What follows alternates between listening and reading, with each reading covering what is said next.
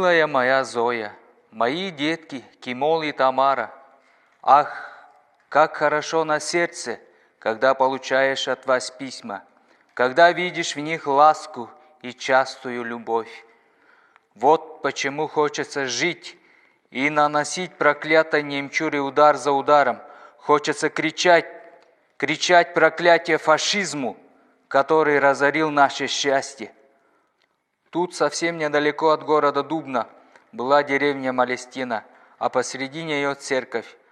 Так вот, однажды на машинах нагрянули фашисты, они под дулами автоматов согнали всех жителей в эту церковь, закрыли двери, облили бензином и подожгли ее. В 1 час сгорела церковь, а в ней 800 ни в чем не повинных людей. В основном женщины, дети и старики. Когда видишь это, сердце перестает биться.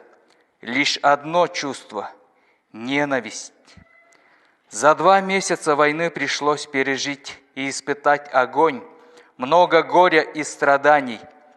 Но, несмотря ни на что, все мое существо полно решимости бить и бить ненавистного врага.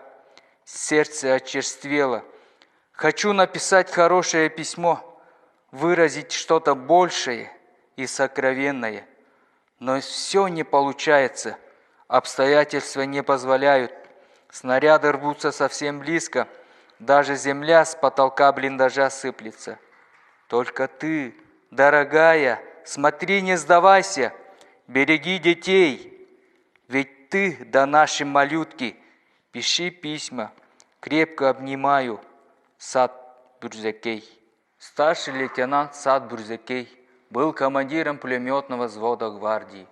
Родился в 1912 году в местечке Бедиктей, села Хундергей.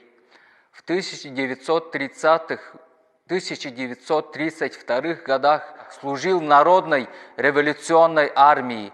В 1934 году окончил школу командиров в городе Тамбове. С 1939 года командир эскадрона. В 1943 году призван на фронт Отечественной войны. Гвардии старший лейтенант-командир 5-го взвода.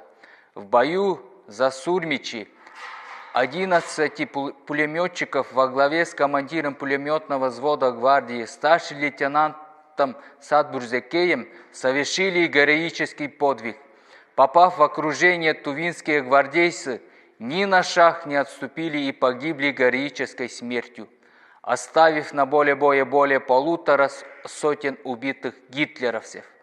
Пулеметчики похоронены на братском кладбище в селе Деражно под городом Ровно, Украины. Награжден орденом Красной Звезды.